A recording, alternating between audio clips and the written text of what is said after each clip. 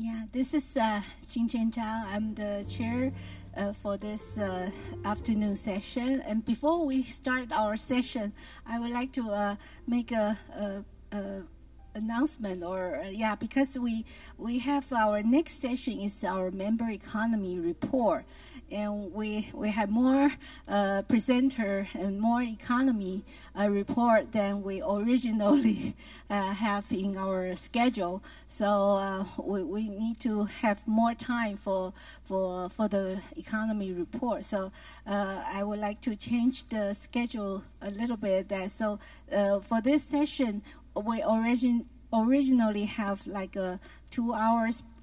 2 hours for our presentation, and I would like to ask our speaker if we can kind of reduce it to 1.5 hours. So each speaker will have half an hour, maybe for including the presentation and Q&A. Then so this session will be shortened to like 1.5 hours, and then we will have a 10 minutes break, and then we can start our next session on the member economy report. So we will have more time for our member economy delegates to present what they prepare for us. So so we have more time for the next session. Okay, so if everybody have any comments or suggestion on this time schedule change? No? Okay. Then we will change the schedule as what I proposed. Okay, so I think it's almost time, and we can start our session 3. Okay, so in this session 3, I think we will discuss how we can build a sustainable food system. In the previous session, we have a presentation about how we can use the digital and financial solutions to build our food system. And this session also, we invite 3 speakers, mostly from private sector, to share with us their personal experience and provide some more insights on building a sustainable food system. Because in APEC, we recognize the importance of public-private partnership. So by bringing the government sector into direct engagement with our private actors, I think we can accelerate our process by progress, by strengthening our skills and knowledge, and foster deeper transition or transformation toward our sustainability goal. So in this session, let's welcome our first speaker. Is Professor Matthew Tan. Matthew is an adjunct associate professor with Singapore Institute of Technology. This is Singapore's first university of applied learning. Matthew is also our Singapore representative to APEC PPFS, the Policy Partnership on Food Security. And he's also the current APEC chair for sustainable development in agriculture and fishery sectors. He is a food security and sustainability specialist, where he coordinates discussions between senior officials, APEC government, and the private sector on the use of technology and combined resources for sustainable development in agriculture and fisheries industry. So let's welcome Professor Matthew Tan. Yeah, he's to the podium. Yeah. Thank you. Good afternoon. Oh, it's the lunchtime hour. Not loud enough. Let's try that again. Good afternoon. Okay, I'm glad you're all awake now, because we all had a very nice and heavy lunch. Well, good afternoon, distinguished guests, speakers of the workshop, esteemed colleagues and friends, ladies and gentlemen. First and foremost, please allow me to thank and congratulate the Council of Agriculture Chinese Taipei for putting together this APEC workshop on reducing food loss and waste by strengthening resilience and digitization in the APEC food system. My presentation theme this afternoon is best practices sharing on sustainable food, upcycling and waste valorization from Singapore. We must transform our best practices on sustainable food upcycling and waste valorization to tackle food security challenges from an evolving and ongoing trend where demand is ever growing and changing, and a changing demographics and an extremely fragile environment. Food waste accounts for about 12% of the total waste generated in Singapore. Now, the total amount of food waste generated in 2022 is about 818,000 tons, which is a slight drop from 2021. The recycling rate for food waste was about 80%, which is considered quite low. Next slide. Now, if you look at this chart, it shows you the statistics on the amount of food waste disposed of, recycled, and generated in the last 5 years. A problem that Singapore faces is that food waste that is not drained from plastic food packaging will contaminate all other recyclables in the blue recycling bin, and it ends up compromising the recycling outcome. I'm not sure if you have this problem in your economy, but we have this problem. Now, you note that dirty recyclables are usually of little value to recycle. It also gives rise to bad smell, nuisance, even rats problem if it's not managed properly in a timely manner.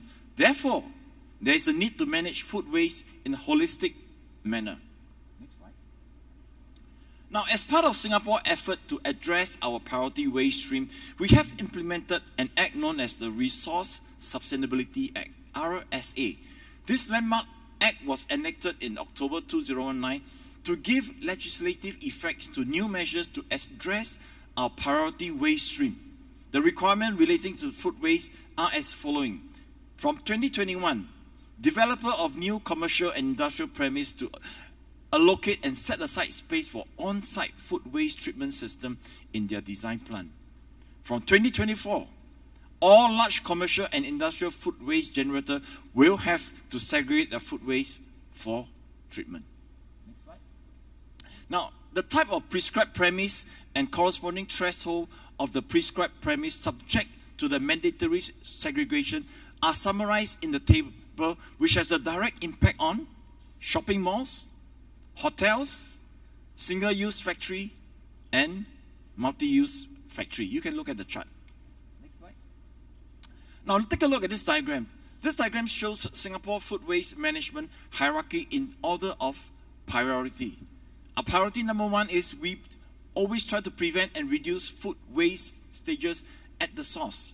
Priority two, we distribute, like what you've seen in this morning presentation with Chinese Taipei, we distribute unsold and excess food. Priority number three, recycling and treating of food waste. And finally, priority four, the recovery of energy. These four priorities forms the important components for Singapore National Waste Management Strategy as we work towards becoming a zero waste economy, and we believe that this is a sustainable future that we want to build. Next slide. Okay, enough of mundane regulatory talk this afternoon. Let's just dive straight into an actual case study here in Singapore. Next. Cosmos Health. This is a Singapore waste recycling and valorization company.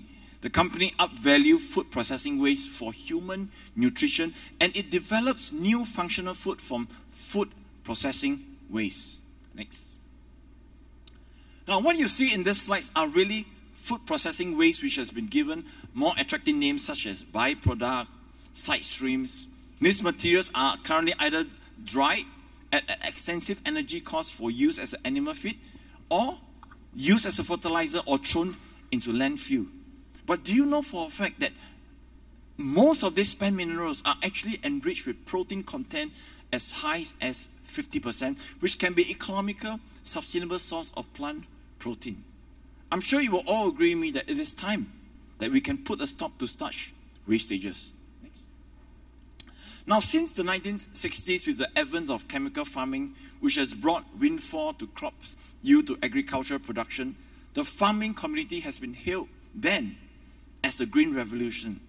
But soon, as you can see, it's become apparent that there was a dark side to chemical agriculture as nitrogen pollution on the soil begins to take its toll on farming productivity, as evident in dwindling of crop yields. Industrial agriculture, moreover, contribute to about 25 to 30% to global greenhouse gas emission, whereby dramatically contributing to change in acceleration. I visited a farm in South Asia recently, a team that went, and spoke to the farmers. It's a cooperative of about 200 over farmers. And we spoke to them, and they tell us, for every 100 seed that they sold today, they are only getting 40% return as compared to 10 years ago when they could get back 100-fold return. And we all know, when we did a soil microbiome test on the soil, nitrogen pollution is a major culprit today in industrial agriculture. Next slide.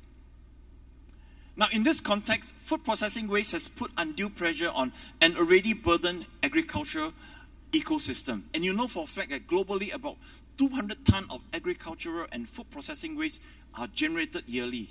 And that contributes to the carbon footprint of industrial agriculture, which is exacerbated by downstream wastages. Next slide. So this afternoon, what are the takeaways that we can receive from this workshop? Easy for me to share as I come from the private sector, and I can be very upfront and share. Next. Now, firstly, we need to address and understand each economy that is present here today. What is your food commodity footprint in order that you can start assessing your source of waste? Now, in this example, look at this slide. This is taken from FAO statistics on Indonesia. We can see the waste stream potentially originating from palm oil, from cereal, from rice, and from sugarcane. Now, the question that begs you at this moment is, were you able to valorize any of this waste stream? You know, besides putting it into landfill, you know, besides drying it, you know, with energy for animal feed, are you able to valorize any of this waste stream for human nutrition and health? Think about your own economy. And let me attempt to answer, you know, to this question in the next few slides. Next slide. Now, unlike the economies of North America and Europe, the current combined carbon footprint of food wastages in industrialized Asia, South Asia, and Southeast Asia is considered to be staggering and ironic. And given the fact that Asia is also home to millions of malnourished people. Now, the glaring fact remains today that up to 50% of the malnourished reside here in Asia. Agri-food side stream has immeasurable potential to address hunger, which is also creating new business opportunity. Consider that many waste streams are rich in valuable nutrients. Now, sadly, many of these agri-food side streams are not put to use or to serve a higher need, but often is reserved for use in animal feed or disposed of in landfill. Is there a higher need that this waste stream can serve, you know, as becoming the ingredient for better human nutrition and better human health? Certainly. Next slide. Now, in the context of the challenges that I presented you today, I'm pleased to present you Cosmos Health Singapore. This is a deep tech spin-off from the Food Science Technology Department of the National University of Singapore. Now, this company is forging a path ahead to be a beacon of change by addressing the challenges we face in reducing our carbon footprint, feeding our nation nutritiously and healthily, and addressing the spectrum of aging and chronic disease in our aging population. In February this year, this company was recognized for its effort in the field of food recycling, upvaluing of food processing waste, and among other things, it is also currently part of Working Group 1 work plan in APEC PPFS. This company has successfully showcased their solution in the area of valorizing food processing waste such as spent barley grain. They were able to extract and concentrating the nutritional component of this plant-based food to yield a protein fiber powder, which is instrumental in the formulation of a portfolio of a nutritional functional food that are rich in protein and fiber. Now, more importantly, the final product, the final yield, is a circular economy product that is good for our health and is good for our planet. Next. This company has shown the way in using plant extraction expertise that is efficient, sustainable, halal certifiable, valorization of spent barley grain into barley, protein, and fiber powder that can produce a product with protein and fiber content of 38% and 29% respectively. Today, this valorized protein and fiber has been formulated into a large range of formula food, such as noodles, the world's only functional food with zero glycemic response. Next slide. Now, this zero glycemic response has been validated in the recent independent study. Now, this is a boom, especially for diabetic patients worldwide, because they can now consume their favorite noodles without worrying about the spike in the blood sugar and not forgetting people with weight management problem. Now, I arrived in Chinese Taipei last night. The first thing I did when I arrived here, I Googled my way to Xingtai Ye Shi, the night market here in Chinese Taipei. And you know what I was looking for? The first thing I was looking for is Oa Miswa and Chao Tauhu. Simply say, if I may translate for you, it's like a type of comfort food. It's really delicious. It's a flat rice noodles with oysters and fermented tofu. Now, in every economy, we all have our comfort food. In Thailand, you have the pad thai. In Indonesia, when I go there, I have my tauhu goreng. So in Chinese Taipei, now, if you have not tried Oa Miswa or Chao Taufu, you cannot tell people that you've been to Chinese Taipei. Huh? Do I get a cheer from Chinese Taipei? Imagine our next generation of comfort food. It comes with nutritional value. It comes with zero glycemic. Because most comfort food, when you eat it, especially if you're a diabetic patient, your blood sugar will spike. We are entering into an era where functional food becomes, like our medicine. Next slide. Wow noodles. So remember to go for your Chao Tofu and your noodles, your Oa Miso before you leave, right? A short commercial for Chinese Taipei. Wow Noodles, as it's named by the company, will be a pioneer in food in our medicine era. It's a classic example of a circular economy, functional and staple food product. Next slide. So the question that begs at this junction, can this technology be applied in the valorization of other waste streams such as distilled dry grain, wheat bran, sunflower meal, and sugarcane? The answer is yes. Now, more importantly, the company has to work on the production of a variety of a new functional food prototype as part of their product development. Now, at this moment, I would like to just take a few seconds, for all of us to think about your own economy. What are the type of food processing waste that are currently being generated in your economy, and which one has the potential to be valorized? Because if you realize the multi-dimensional potential of agri-food waste stream valorization, we can start to make responsible and sustainable consumption feasible, feeding the undernourished at the same time, while meeting our food security goal. This is a classic example. Now, when you think of valorization, you must always encompass what is the potential of extracting the high nutritional and beneficial content from your food processing waste. Because it will be very relevant as we enter into the next era, known as the food is medicine era. Next. Ladies and gentlemen, this brings me to the crux of my presentation today.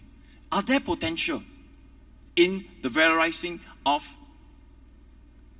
waste that are currently being generated in your economy? If yes, which one will have the potential that you can extract high nutrition and beneficial content, and you can formulate noodles, bread out of it? Now, before I close my presentation today, I have a video for you to watch. Can we have the video, please?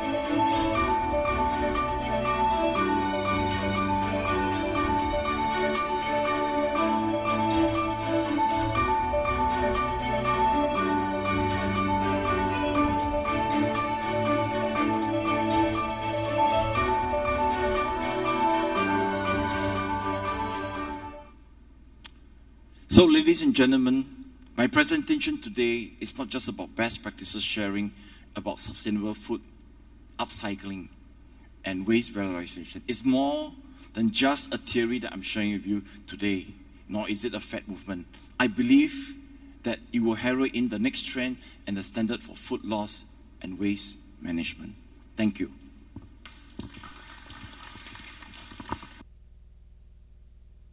Thank you, Matthew, for your excellent presentation and very innovative ideas about how we can upcycling the food wastage into a like a very prominent nutritious food item for all the consumers.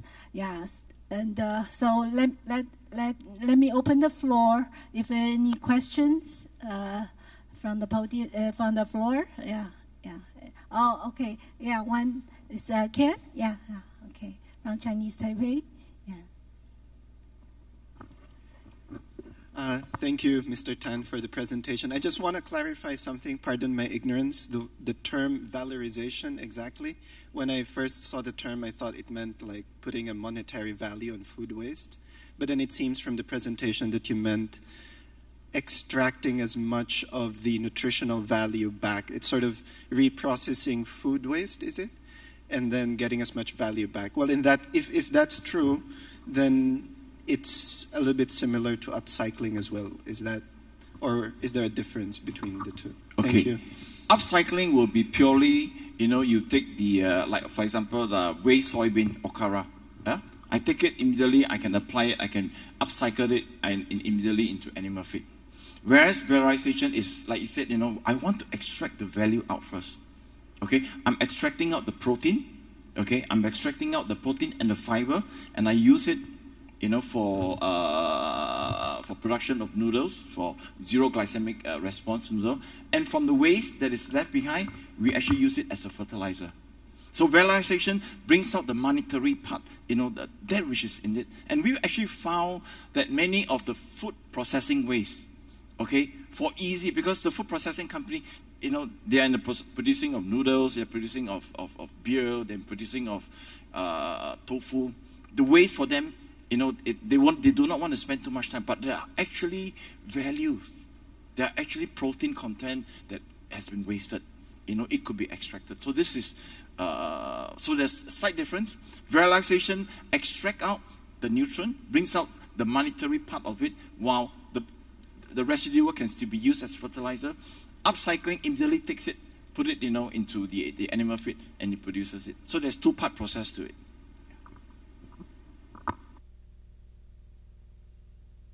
Thank you. And is there any question? Oh, okay. Thank you very much, Mr. Tan. So I would like to continue from his question from the gentleman over there. You have explained to us about valorization. And you have said that it is a process of extraction of protein and nutritious content of waste food. Don't you think that the process itself of the valorization creates another level of producing gas house emission, for example? I think the circle will not end. It will be another process of there is no end for this. For this, that's what I want to say. Thank you very much. Okay, thank you for that comment. So just to let you know where I come from, in all these processes, we put them through what we call a new life cycle analysis. Okay, from the carbon footprint, from the carbon emission, from the heat that they're doing, and we try to avoid waste valorization that uses a lot of energy and a lot of waste heat. In one of the projects, another of my APEC project, which is a carbon neutral prawn, completely zero energy needed for the valorization and for the development of the carbon neutral feed, So it's a good question. When you look into valorization, if you're going to extend the whole process where you have more greenhouse gas, more energy needed, then that will have negated, So in terms of valorization, we are always very concerned about greenhouse gas and carbon footprint. And in fact, in my working group we are working towards what we call carbon neutral engineering. Whether it's upcycling or waste valorization, we must move towards carbon neutral. Thank you for that question. Thank you. And we have one more question here. Mr. Tan, thank you very much for the presentation. And being a rather developed economy in not only ASEAN and APEC region, we have no doubt that you can afford the advanced technology for valorizations or extractions of waste into the nutrition. But I have a question on how you can control, what is your plan to control the waste at the consumption state? Because at the consumption state, the percentage of waste is very high. So I want you to share for that part. Thank you. Can I assume that you are referring to waste at the consumption at the consumer level? Okay. So in Singapore, this is what we do. We start actually food waste education at the primary school level. We actually start education based on, we used to have Do Not Waste Food program, and we do have waste recycling program, and we actually take our students, right when they first enter school, when they're 7 to 8 years old, we already start educating them about food wastages. So for us, food wastages program do not just begin at the stage when we start wasting. We actually have a whole holistic program, that starts from when they're in primary school to secondary school. We actually even give grants to the school, to kickstart waste valorization and waste upcycling of food, and we actually encourage them to kickstart. One of the project, this is inside my APEC work plan, is we have just last year we have started a program on food loss and waste, tracking in a hotel, in the hospitality industry, using what we call blockchain technology. Now, interestingly, this is the result just came out. So we actually tracked one hospital and one hotel. Now, out of this hospital, what we found within the first 6 months was the food loss and waste from just one hospital. It is about 30,000 kilos of food a year. And they were shocked, because when you don't track, you do not know. But when you start tracking, so we actually implemented a blockchain technology from the supplier all the way to consumption, all the way to when they do the food disposal.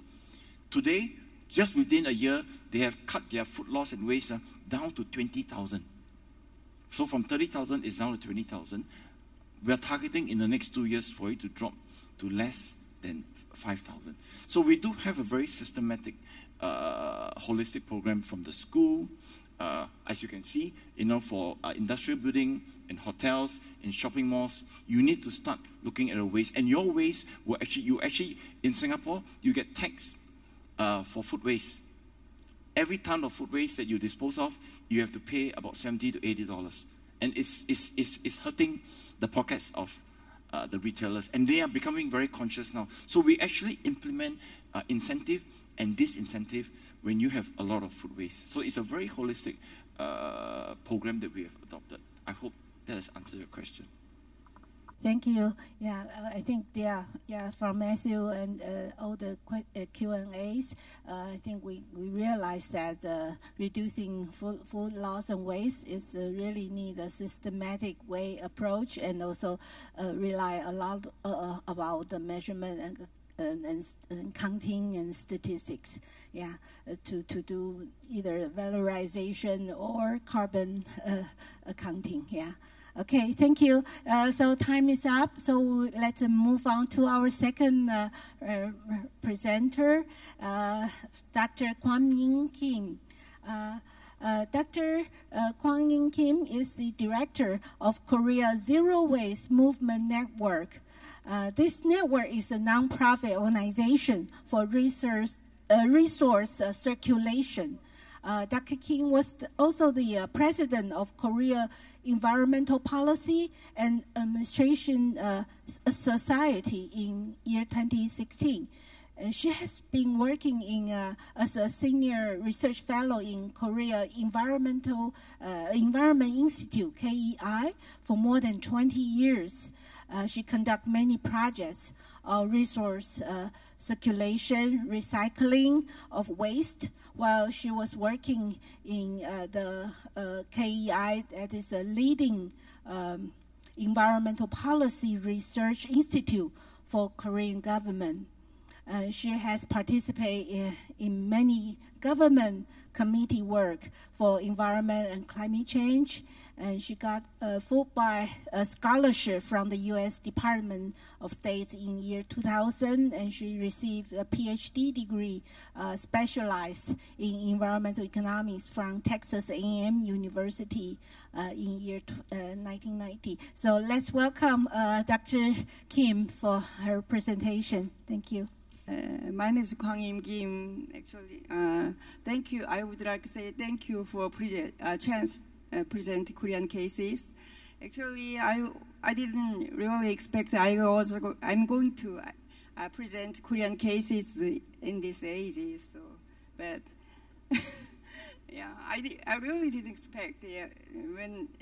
Since I have retired from KEI, from university, so it's been a long time I have been working for government. But I'm still supporting NGOs in Korea. So anyway, thank you for the chance.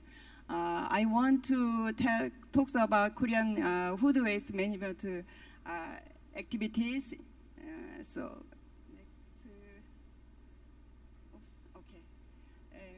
The importance of the reducing food loss and waste is very, very important in terms of in order to achieve SD goals. So you will already know how much important to reduce food waste and in general waste. This graph shows you how we you can see the waste generation over like last 10 years, more than 10 years. So from the graph, the blue part is general MSW generation, and the red part is food waste generation. So it accounts for, food waste accounts for between 22 to 29% of MSW in Korea. So from this graph, you can see the food waste generation trend, recent trend. So in 2010, we have 13,671 tons per day. It becomes a little bit down, but in 2020, we have 15,000 tons per day. So it's the generation amount, total generation amount is between 15 to 14,000 tons per day. This is a graph shows you as you can see from this graph, the red part is food waste generation. So since we have the volume-based waste fee system in 1995, the trend of food waste is really stable, even though there are some slight changes. So this shows you about 70% of food waste comes from household and small restaurants. That's our main target we Korea focus on. And 4% comes from distribution part, and 10% and 6%. So 10% pink part is cafeteria, so big restaurants. And green and yellow part, 16% comes from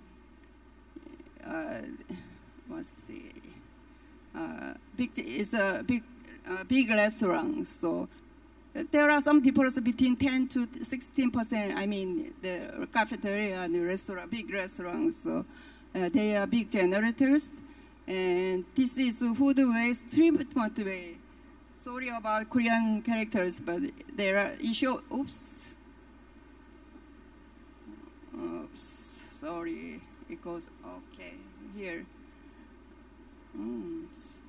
So we mostly treat food waste as a recycling 96%, and incineration 2.4%, landfill is 1%. Most of recycling facilities consist of public 46% and private 53%. So it's about half and half consist of the recycling facilities. And this also shows how we increase food waste recycling. See, this is food waste recycling trend. As you can see from this graph, I mean, from 1996, we increased food waste recycling very much up to 2005. And then after 2005, we achieved more than 95% of food waste recycling. So since that time, we're still keeping the level of recycling level 95-96%. So during this year, about 10 years from 1996 to 2005, we built a lot of infrastructures and capacity buildings and make a lot of different kind of policies. So this is important time. So this shows how we developed, how we changed it, try to develop food waste policies in government. So from 1995, 2005, it's like a building infra for food waste recycling for 10 years.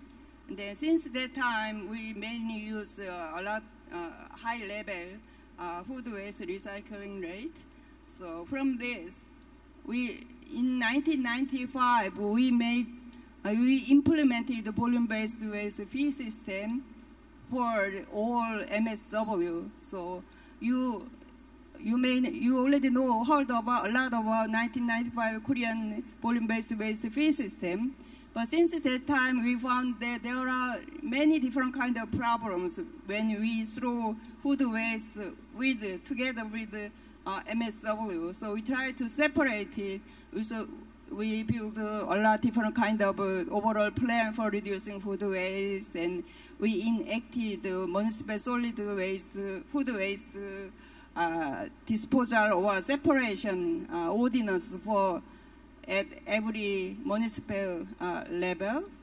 So I'm going to explain some important part of food waste policies. So as I told you before, volume-based waste fee system on MSW was introduced in 1995. So it behaves like it gives some incentives to separate, why we have to separate food waste from MSW. So it's a big issues. And the other one, since 1997, food waste has been separated into a food bag or collected separate. And when we start the food waste separation, we mainly start for mass generators instead of household. But as time goes on, household generators are so huge, number of households are there. So we try to impose the regulations for household. So every year we expanded target emitters for food waste reduction, recycling. So and then up to 2005, collection and separation of food waste is required for the whole household, and it's implemented by the law. So there is no way avoid the separating food waste. Okay, and next we implement pay-as-you-use the principle for food waste. So in 2013, we start food waste volume-based food waste system instead of so it's for food waste instead of MSW, and expanded the guideline law to whole economy in 2015, and payment method is plastic bags or chips, stickers, and RFID system. So I'm going to explain RFID system a little bit more, since it's a very new technology, and it has strong impact on reducing food waste. So after implementing the food waste volume-based food waste system, we counts 15% reduction of food waste and about 30% reduction of food waste. So we believe it's a big achievement. So as I told you before, this is a bag, vinyl bag and sticker, and we have a RFID system too. So this is a RFID system. So if you touch the button and cover opens, and you can throw food waste into the container, and then it shows how much you have to pay. Automatically shows how much I have to pay. So people, household members are very much have a lot on separating food waste. This is total, food waste, volume-based food waste fee charging system, RFID system. So when we first introduced RFID system, actually it costs money. It costs a lot of money. It's not a lot of money, but for the construction and for the maintaining the system, it costs money. So household has to pay money. There are strong objections having the RFID system, but after we installing the system, it has very good signs and response from the consumers. Anyway, so there are other food waste policy like prohibition of direct landfilling of food waste from 2005. So they have to separate and recycle it. Since in Korea we have a really huge big size of landfill, one for the Seoul area, Seoul and Gyeonggi area. But the landfill, around the landfill area, there are increasing the number of people living near landfill area. There are strong objections for having landfill. So we have we wouldn't be able to keep using landfill area. That's why we try to recycle food waste. So 2005, we have separate collection. And this is the RFID system we installed at local municipalities. And this is price, waste bag price. And this waste bag price is different among like small business and large business and the household. So household pay a little bit less money, but if they are big generator, they pay more money than household. This bag price. I would like to explain recent trend about the food waste recycling in Korea. While we were doing recycling food waste as a compost or as a feed, it also has some different kind of problems. So it's been about, let's say, how long was it? 2005. So more than 10 years we have been implementing food waste recycling policies.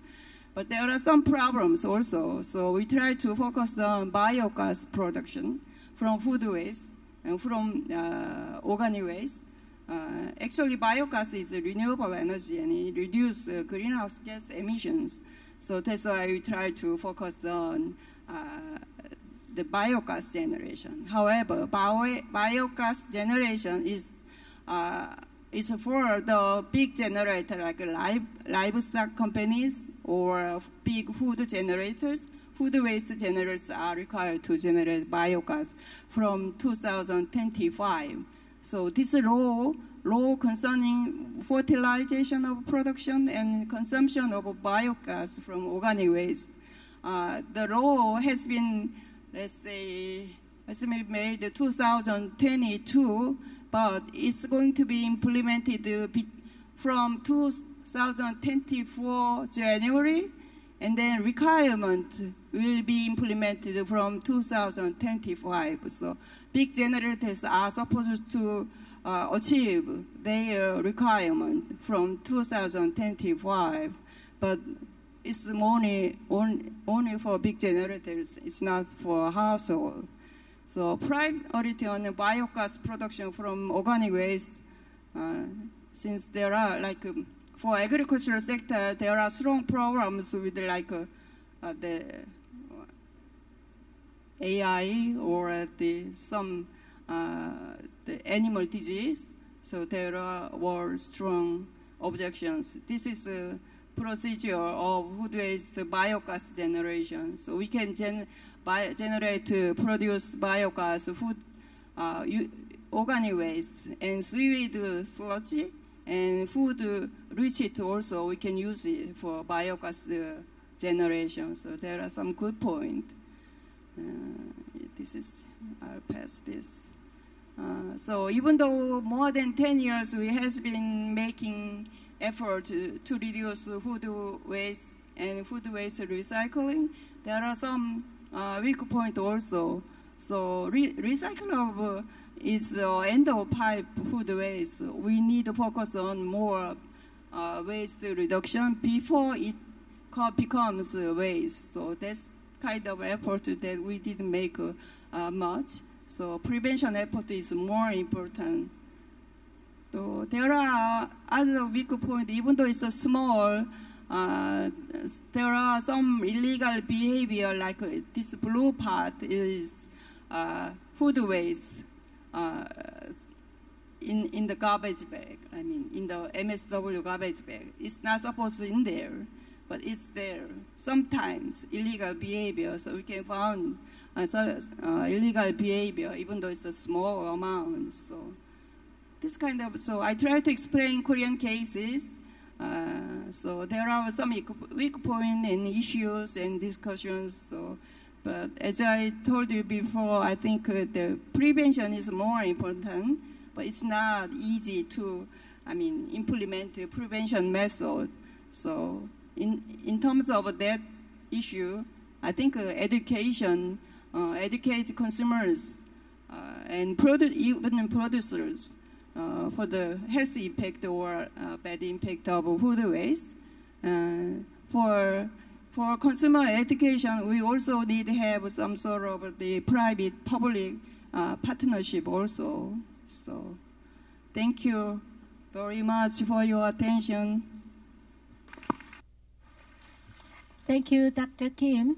So let us open the floor. If you have any question, Dr. Kim has introduced very interesting the Korean volume-based fee system for food waste, and also pay-as-you-throw and RFID has been applied and implemented in very various ways to avoid the landfill problem. So any question from the floor? I would like to know in which part of the public policy is questioned there, or there are some questions or requests for the overconsumption of the food, or the production of food in general. Because I saw the pay-as-you-throw and level of the household consumers, but in the producers is another form to reverse another channel of production of energy, for example. That is good, but it's the same question that I said at the first time. When is cut the overconsumption of the producers, the big producers? There is some public policy in that part to transparent this overproduction for overconsumption. You made a good question. That's very important. So, but overconsumption or overproduction, I don't think in the democracy economy, I don't think much economies has regulation on overconsumption, overproduction. Their main theme is you have to spend more, you have to produce more. So it's not just the suitable amount. So there are a lot the overconsumptions that, in every sector. I know what that means. So we need to try to reduce overconsumption or overproduction is the important issues. But the industry wouldn't accept, well, the policies. But we try to do that. So thank you. Good comment.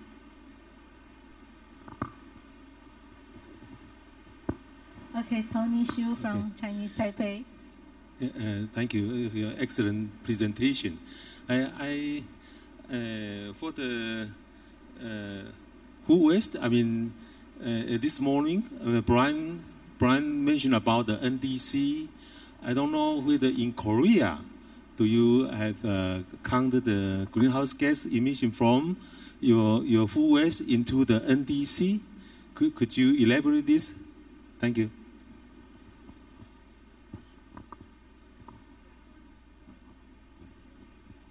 Retired from many institutions, so you can imagine how old I am. So NDC level, of course, we do have the NDC greenhouse gas emission levels and how much we have to reduce from the waste. Yeah, we do have those kind of procedures and contents, but I don't remember exact numbers. But we do have those kind of information. But from the waste, total the emission level from the waste and this level will be big amount, but from the only for the food waste, it's not that big amount because Korea has only 51 million people. It's not a huge country, so well, it's a huge number compared to our areas. But anyway, it's not very huge connector. In terms of food waste generation, we had a small amount of NDC level and greenhouse gas emissions. So if you need more detailed information, I'll let you know. Thank you for your questions.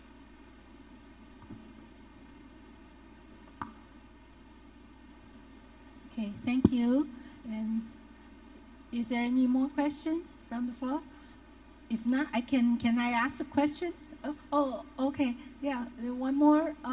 Sorry, I missed it. Yeah, please. Yes. From the Philippines, or yeah. Yes, good afternoon. Thank you, Dr. Kim, for that very informative presentation. So I am just curious because food bank donation is not very popular in the Philippines. So I'm just concerned if in Korea there are measures and guidelines to ensure food safety of this food bank mechanism, and if there are any reported food safety concerns in food bank activities, food bank donation. Thank you. Food safety issues confined to the Ministry of Welfare, and so we don't have much details on food safety issues in environmental sectors. So that's all I can say. Answer you. Thank you. I also have a question that about you are now the director of Korea Zero Waste Movement Network. So I'm wondering what kind of activities or you are right now involved, because it's probably different from your previous government duties. So can you tell us that what kind of major activities that this organization is it also target at the food waste, or and how you can accelerate or make it zero waste? Yeah. Thank you, Dr. Ching Cheng. Well, she sent an email to invite the APEC economy. So as I told you at the beginning, very beginning, I was not supposed to come here in this age. So I told her that I was not going to come here, and I couldn't ignore her email. So yeah, I have to go. So anyway, thank you for questions. Zero Waste Movement, Korean Zero Waste Movement Network is how we prevent, how we recycle waste in Korea. So they covers all different kind of municipal solid waste. So they try to push. It's been built more than 20 years. It's been there for a long time. So when I was in KEI, I also participated in their activities because NGO is very important in educating people and changing government people.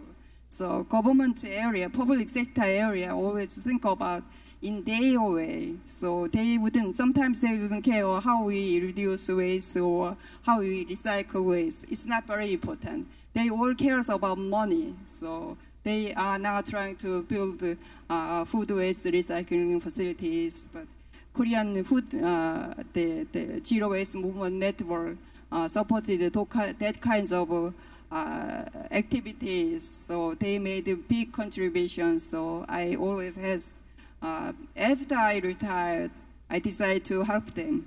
So in terms of policy, I'm doing policy, working as a policy director. So when they have different kind of issues, I only look at the policy side. So how they can try to change the government to public sector officials. They have to say that public policy change. So I try to support them. I try to help them in terms of policy making issues. So I'm doing very happy job compared to when I work for KEI, public sector. So it's good. I feel like I'm trying to contribute to change of the world, society, activity changes. So I'm contributing more than when I work for money. So thank you. Yeah. Thank you, Dr. Kim. Yeah, we from your presentation and our Q&As, I think we realized that this food waste reduction actually involve everyone, and also the prevention measure is also very important. Yeah. So this is. So thank you again, and so let me introduce our third speaker. Is Ms. Rubina Sirkureja from the Light Blue Environmental Consulting Company. Rubina is also a fierce advocate for reducing food waste. She's from the industry sector, so she works. This consulting firm is working for the food and beverage and hospitality industry.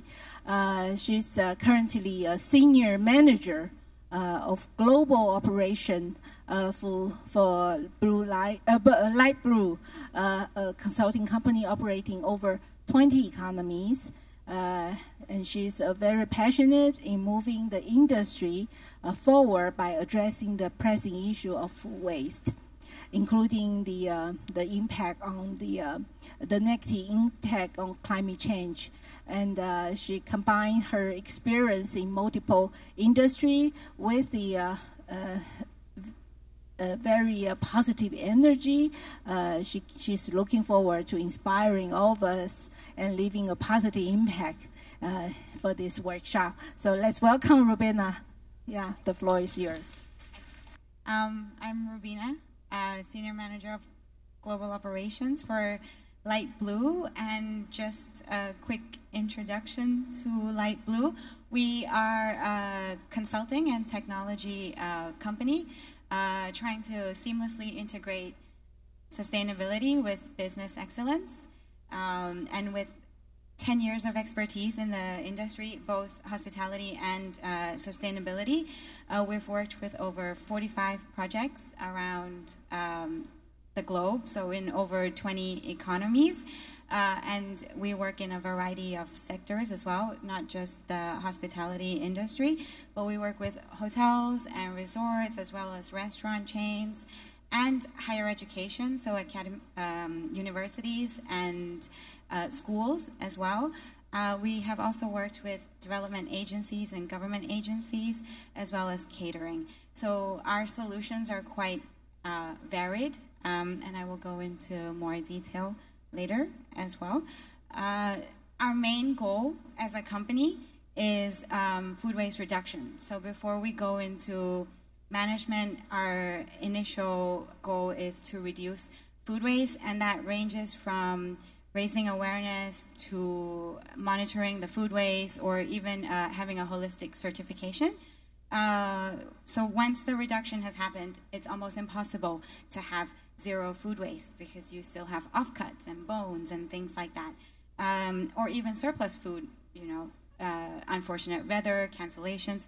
So the first step in our pyramid, similar to Mr. Matthews' pyramid, is to feed people.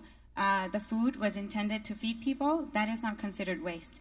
The next one would then be to upcycle it and turn it into animal feed. And then if we can transform it into anything else, for example, energy or biofuel, that's great as well. And then the last would be to compost it so that there is zero waste to landfill. In both of our solutions, we do support the feed people, animal, and transformation as well. There is a widely misunderstanding in the hospitality industry, where people think, a lot of the restaurants, they think that they are producing 3 to 8 times, that's supposed to say 8, 3 to 8 times less food waste than they actually do. When they start monitoring, it is a lot more than they realize, and that a lot of the food waste comes from the buffet waste. However, actually from our past projects and all the data that we've collected, we've noticed that it actually comes from other aspects of the operations. And a lot of the times people think that the food cost percentage is good, so that means that everything is good. However, that is not necessarily true. And the cost of food waste itself represents 6 to 14% of the total food revenue in most restaurants and hotels. So getting into our solutions, we separate it into under 3 umbrellas. Light Blue Learning, where we have the training and consultation and awareness raising, as well as an online course. And then we have the tech and tools, the Food Intel Tech, which is what we call FIT, and then the Pledge on Food Waste Certification and Benchmarking System. I will mainly be focusing on FIT and the Pledge on Food Waste today. I will show you a little video if it works. Nope, it didn't work. No? Okay. We'll skip the video, and if you're interested, you can get in touch with me, and I'll show you the video. But basically, the FIT, that was a video about the FIT solution. It is a combination of an application that you can download directly onto your tablet, so whether it's an Android or an iOS. We try to be as generic as possible so that you don't have to incorporate any external hardware. That goes straight into the kitchen, where they monitor their food waste and input the data into the application. That links directly to a dashboard where you can analyze the food waste data that you've already input, and we analyze it with you so that we can provide you with recommendations based on your challenges. How we do it is that we try to find out where, when, why, and what is being wasted. So the why part is when we separate it between spoilage, so anything that comes from storage or contamination, preparation, so anything that comes from internal kitchen, including overcooked or overproduced food, and then from the buffet display, and then, well, consumer plate. Then we do divide our food type into 7 categories: dairy, meat, seafood, mixed, and fruit, vegetables, and staple food, so that it's not so much of a hindrance for the operations, and they can seamlessly integrate it as well. And then they input the number. The idea is we want to find out exactly where the food waste is coming from, which restaurant, when, so according to the shifts, the timing, why, and then what and how much of it. That way, once we know where or what, when, why the food waste is happening, we can address those challenges and provide recommendations based on that. So the technology itself, as was mentioned, is not a miracle worker. You do need, it's a very human-centric approach that we have as well. We support in the analysis. So every week you will receive a weekly report on your progress. When you start with the FIT program, we set a baseline. It's your baseline. The first week of the data is used as your baseline, and then your progress is compared to your baseline. Over time, once you've worked with us for long enough, we can reassess and reset a more accurate baseline as well, so that you have a more accurate goal to work towards. In our weekly report, and our main KPI for the food waste analysis is actually food waste per cover, so food waste per diner that's eating in the restaurant. And yes, the report shows you all of the details about which shift, why it's happening, where most of the food waste is happening, and what you're getting. And we have it in multiple languages because we do realize that the kitchen team is very diverse. So we try to make it as accessible as possible, and at the moment we have 9 languages and looking to expand further as well. Now, all the speakers have already spoken about the environmental impact and the social impact of food waste. What a lot of businesses don't realize is that food waste is also equivalent to the cost. So we try to calculate the cost of food waste so that we can encourage more restaurants and hotels to join this program in monitoring their food waste and then addressing the challenges. How we do that is that we combine all of the food waste spoilage with preparation, and as you can see, we minus 50% for the preparation waste for inedibles, because a lot of businesses consider inedibles not as a cost. Now, if there is a production or a commissary kitchen, we would only minus 30% as the preparation is happening somewhere else rather than this all-day dining or a la carte kitchen. Then we would add the buffet and the plate waste, and again, minus 20% for the plate waste because of inedibles, bones and things. I'm sure everyone had chicken bones today. And once the sum of the food waste is collected, we multiply it with the cost per kilo. Now, we can use a generic cost per kilo for the food waste. However, we really recommend a weighted average of the 6 food types. It's not very difficult to create, and we have a formula for that. And how much detail each restaurant wants to go into is completely up to them, depending on the accuracy that they would like. Now, once we multiply that, you get the sum, and then we also add 15% for labor and utilities. That's because we work with the APAC region mostly, but that's a really conservative number, actually, because in the EU, they would add 45% for utilities and labor cost. And then you would get food waste per day, per week, per year, and as you can see, it goes up to 500,000 USD per year. There you go. Sorry. So based on all of these KPIs and all of the analysis that we do gain and that we're going through with you as well, we would provide you with hacks and recommendations. We've worked closely with the experts in the industry and chefs, sustainable directors to come up with these recommendations so that we can address the challenges. We do separate it into categories. For example, if it's coming from spoilage, then it's probably something to do with storage, labeling, things like that. So we would provide hacks based on that. So depending on where your challenges are, we do have a very variety, a range of hacks, if you may, videos, animations, production charts, things like that. An example of a really big project that we started with last year was the Hyatt pilot project. So we started with 8 Hyatt in the APAC region, and within just 4 months, we've seen 36% average food waste reduction. And then since then, the Hyatt APAC has actually incorporated FIT as one of their official solution providers in their policy. So all of their hotels have to monitor food waste somehow using us or another food waste prevention company. Which is great because we really believe in the top-down approach. When the management is motivated, when the executive chef, the GM, the owners are motivated, then the team are more likely to do it as well. And then it encourages transparency in the food waste monitoring as well because, you could throw it away and pretend that you've monitored it, but when it comes from top management, then people are more likely to do it as long as they know that their job is secured, because we're not trying to pinpoint or cause problems.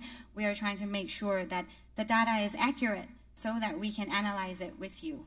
Since all restaurants and hotels at the moment are producing food waste. So this was a really great initiative, and now we're working with over 50 Hyats in the APAC region, and some of the data that we are seeing is very interesting. And as I said, when the top management is motivated, it really does work a lot better.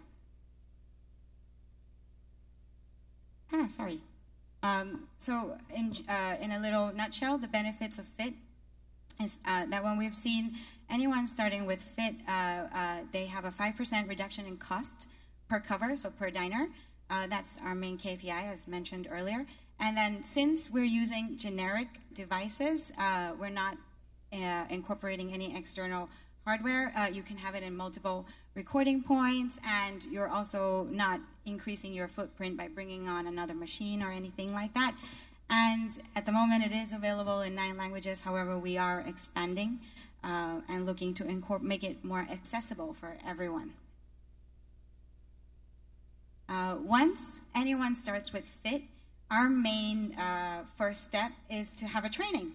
Not just how they can incorporate FIT into their system, but actually to raise awareness amongst the team so they understand why food waste is an issue to begin with.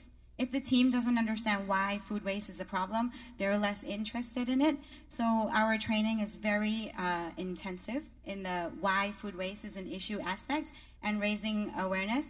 And then we also optimize it so that it matches with each restaurant's operations. Other than that, we do support with the food waste data analysis and recommendations. We can support in the financial impact as well, so turning it into monetary terms. And then as there is a growing increase in awareness amongst our consumers, also in the marketing and communication with the public. So that was the technology that we had. I'll go into our certification, the Pledge on Food Waste. It is a more holistic approach, if you may. It's a third-party certification third-party audited, a nice benchmarking system that's used globally, and we have 95 criteria separated into 7 pillars. So the first one will be starting from process documentation. So incorporating food waste prevention into company policies, making sure that it is part of their ESG report and making it a norm. The second one would be employees' commitment. I love this part because it's about Food Lovers Committee, and it's not just about the kitchen team or the F&B team, but we actually include the HR team, the marketing team, and the finance team, because we believe that food waste prevention is an overall approach from everyone in the company, and everyone has their own role. For example, HR would be, supporting with the training when hospitality industry has such a high turnover, to train newcomers, but also to train existing staff. And then with marketing, how we communicate with the consumers. So the Food Lovers Committee is something that I absolutely love. And then the third pillar would be food waste monitoring system. And you can use FIT, however, it's not compulsory. You may use any other monitoring system or even your own internal system as long as it can be digitized. And then pillar 4 and 5 are more internal kitchen operations, which is usually a lot of the restaurants and hotels already comply with this. It's from food handling before preparation all the way to food preparation and offering. So anything from purchasing all the way to presentation. And then there is the customer engagement. Again, you can't tell your customer to finish your food, otherwise you'll be fined. That's rare, but it does happen. The idea is to nudge them in a subtle way, a subconscious way, so that signs like love food, hate waste, so that they automatically reduce their plate waste, because especially in the Asian region, a lot of the food waste does come from plate waste as well. It's a cultural thing. And then lastly, it would be the post-consumer. As I was saying, so the first 6 pillars are food waste prevention, and the last one is food waste management. So this one would link back to the pyramid, where the idea is to share surplus food, either donate it or sell it at a discounted rate, 50% off bakery. I'm sure everyone has seen that. And then would be to turn it into animal feed, pig farms, or fish food, and then to upcycle it into cleaning products, anything at all, and then composting it. So the idea of the pledge on food waste is to have 0 waste to landfill. That's the goal. And with this, the audit and application is completely online. You may have the audit on site as well. It's completely optional. But the idea is that all the evidence and all the criteria is online, so everything can be uploaded very easily, very accessible. We try to make it so that it's very convenient. You don't need to, put so much extra effort into it. And you're provided with guidance and tools as well on how to show your evidence. Now, the 95 criteria, 78 are compulsory and 17 are bonus. You can either fail, depending on your compliance, or pass. And you could get multiple different levels. So if you do the 78 compulsory one, you will get the bronze level. And if you comply with more, you will get the silver, and then the gold, and the all-star. So it's a great benchmarking system as well. Since it's a global certification, you could benchmark your restaurant or to other restaurants around the world, kind of like a little bit of a friendly competition as well, a way to motivate your team to be better. And then you could use this, again, as I was saying about the rising sustainable consumers. People are now starting to vote more with their money. They're choosing where they want to go, where they want to shop, where they want to eat. They're researching into, the different companies, restaurants, brands, on who is actually sustainable and transparent. So it's a great way to show your initiative towards food waste prevention for the sustainable consumers as well. Now, benefits from a corporate level, it's very practical, it's uniformed, everyone has the same criteria to follow. It's scalable and cost-effective, can be used throughout the restaurant chain or hotel group, and it supports the ESG reporting, so it encourages transparency, and then you could even benchmark it.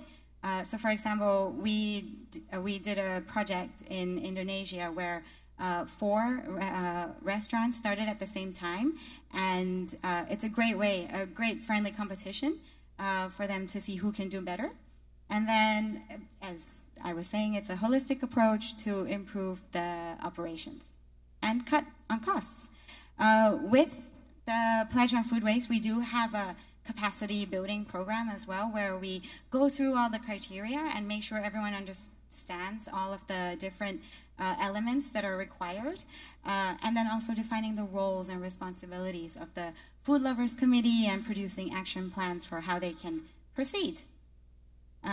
With that, we also have analysis of their evidence, and then to see what could be better, how they could improve their operations, what other evidence could be used. And then if they prefer, they could also have a mock audit before they have the real audit. Now, the audit is actually done externally, and so there is no bias because it's not done by us or the pledge itself. It's completely done externally, so the evidence that's put into it is very important. We did a really big project in Mauritius. So doing a region-based project is a great way to initiate food waste prevention as well, because when one restaurant or hotel starts, they feel like it's a little bit daunting. But when they know that there are several others starting with them, they feel more encouraged, more motivated. Since food waste prevention is such a new concept, only 5-6 years old. So it's a really nice way to support each other as well. And with the Mauritius case, we actually worked with hotels and resorts as well as with banks. So the canteens in companies also matter. It's not just restaurants, but canteens, and this was subsidized. So it was very encouraged. They were very encouraged to show results, and we saw 43% in 9 months in food waste reduction. Yeah. So where is the pledge? The pledge at the moment is now in the U.S., so North America, in the EU, in Asia, in multiple continents, so it's quite global. And we actually have a few pledgers in Thailand itself. Light Blue is based in Thailand. And then we also have a lot of island projects because islands, since they're quite isolated, as Mauritius and Maldives, they're quite isolated. It's very difficult for them. They have to plan in advance, and the food waste management is very difficult. So the prevention is key.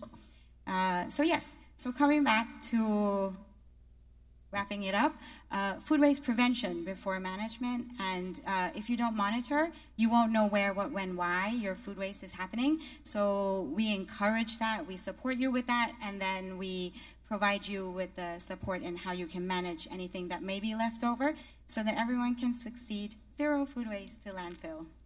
Thank you. Thank you, Rubina, for giving us a very comprehensive introduction of this food waste prevention system that you have, especially for the food and beverage and hospitality industry. Let us open the floor for questions. Okay, O'Brien, yes, first. Hi, Rubina. Thank you for the presentation. I'm really like your approach at Light Blue, and it was great to get this in-depth look at it.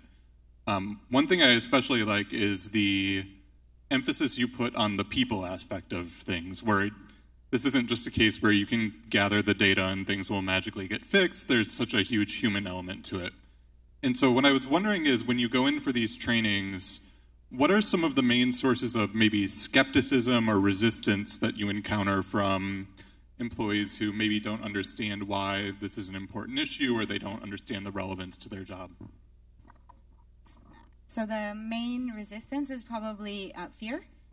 They worry that they're going to lose their job in case, like, you know, chefs and kitchen team, if there's too much food waste, is it our fault? Will we lose our jobs? So that's why we really encourage the transparency and motivation from top management down, because when there is encouragement from the top, then automatically the kitchen team are like, okay, it doesn't matter how much food waste we're producing. The idea is to monitor it so that we can address the challenges.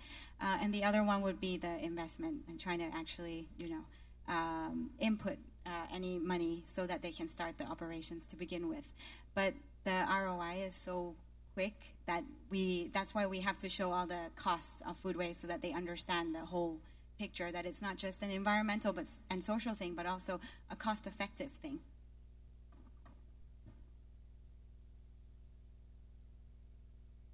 Thank you. And is there more question for Rubina? Mm-hmm. Mm-hmm. Over there. Okay. Yeah, please. Thank you for your presentation. It was very transparency, and I was very surprised at how much work you have done. And I would like to know how many times you do the education activities, because it seems that you make the whole, let's say, hotel from top to down, or understand your idea. How many times you have to, and how many people you train? I mean, the trainer, how many trainer each time? So this completely depends on the hotel or restaurant as well. Depends on how expansive they want it. Usually we have a training at the beginning when anyone starts with the FIT program or the pledge program. However, if they want consulting throughout the journey, we also provide that. And when they do need a refresher training, we also provide that. But we also provide documents and speak to the HR team so that the HR team has their own internal food waste prevention training in their, I mean, it's restaurant and hotel business. They already have so many trainings to incorporate the food waste prevention part in their existing trainings as well. So how often we do it is completely up to our clients, our customers. Thank you. And sorry for one more question. You mentioned that some practice you have external certifier. Is that correct? So we have an external auditor. Auditor. Yes. So the auditing doesn't happen with Light Blue or the pledge. We only do the support and the capacity building. But the auditor, there we have multiple companies that do the auditing, so it's completely externalized. Thank you. It's clear. Thank you. And now this is Tony Xu for another question. Yeah, thank you for your excellent presentation, very practical. And I had some confusion. I mean, for the chef, they're only responsible, no food waste go to landfill. However, if the food waste increase, right, but I guarantee no food waste go to landfill. Is that correct? We cannot guarantee no food waste. I mean, I wish we could. It would be amazing. No food waste to landfill. The idea is to monitor the food waste so that we can address the challenges and reduce the food waste. If you don't monitor, you don't know why or when or where the food waste is happening. So when you start monitoring, we can then address the challenges, and then we try to reduce the food waste in that case. With the pledge certification, it's more holistic, and the idea is that the little food waste that is left after going through the first 6 pillars is to then either share it with, so to nurture an ecosystem in your economy, so that if you have companies that will take the surplus food to donate or to sell at a discounted rate. In Thailand, we have an application called Yindi. I think it's the same as Too Good To Go, where they discount the food, the surplus food, at the end of the day. After feeding people, then it's feeding humans, so sending it to farmers around the economy. And then after that is upcycling it, so turning it into biofuel, biogas, cleaning products, anything at all. And then the last one is to to compost it. Yeah, following the Matthew's priority triangle, right? Your presentation, right? Yes. Usually, I mean, the food is for human consumption. Yes. By definition, right? Yes. But after that, right? You have reduce the food surplus food at the beginning, or the food bank, something like that. Whatever, right, is for human consumption. That would be fine, right? But after that, if you have the food for the animal feed, or compost, or biogas, that by definition, by FAO definition, is food waste. Yes. But the bottom line is no food waste go to landfill. Yes. That's a little triangle at the bottom, right? Yes. So I mean, for your license, I mean, what's your target? Same, to reduce food waste, feed people. That is not considered waste for us as well if you're feeding people. And then to do all the upcycling up until compost, and then zero food waste to landfill. To the landfill. Same, exactly the same goals. Yes. Okay. And another thing is related to the responsibility. Is the chef responsible for this kind of no food waste go to landfill? How about the customers? How the guests? Do you need to have any instruction for them to be aware, right? Something like that. So yes, once the restaurant starts monitoring food waste with us, if we see that a lot of it comes from the plate waste, we have nudging schemes on how to reduce the plate waste. I'll tell you a little secret. If the plate is heavier, people will put less food on the plate.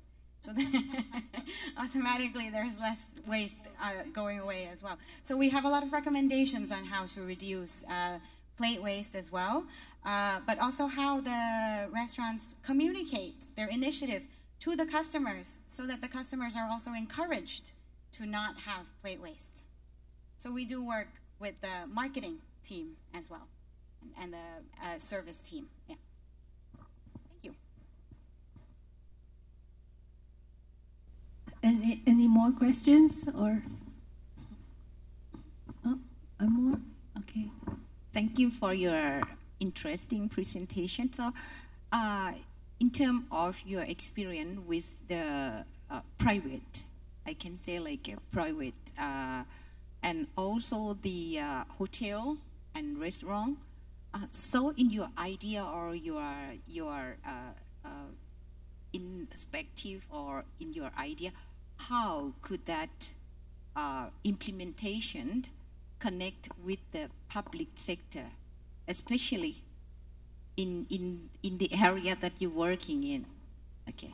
So we actually noticed that in economies that have food waste prevention policies already or food waste segregation policies, the hotels and restaurants are more likely to do it as well. For example, if you're charged for extra bin waste bags, then the hotels and restaurants are more likely to do it. So it really does, the policies do really matter. And then once the government policies are made, then automatically corporations want to make policies that make sure that their companies, their hotels also work towards the same goal. So I think it's a very strong relationship, and it really does come from the public sector as well. Thank you. Thank you all for your question and also for the speakers.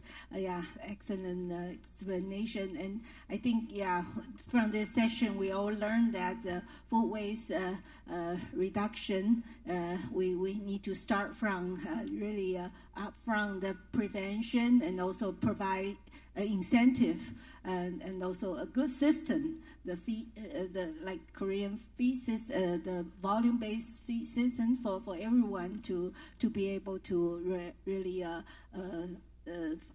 find their way to reduce. Okay, so now let us give our speaker another round of applause, and then we'll, this session is closed, and then we can enjoy our coffee break. Yeah. Thank you for your attention. Thank you. So now is our coffee break, and please be back at 3:20. Thank you.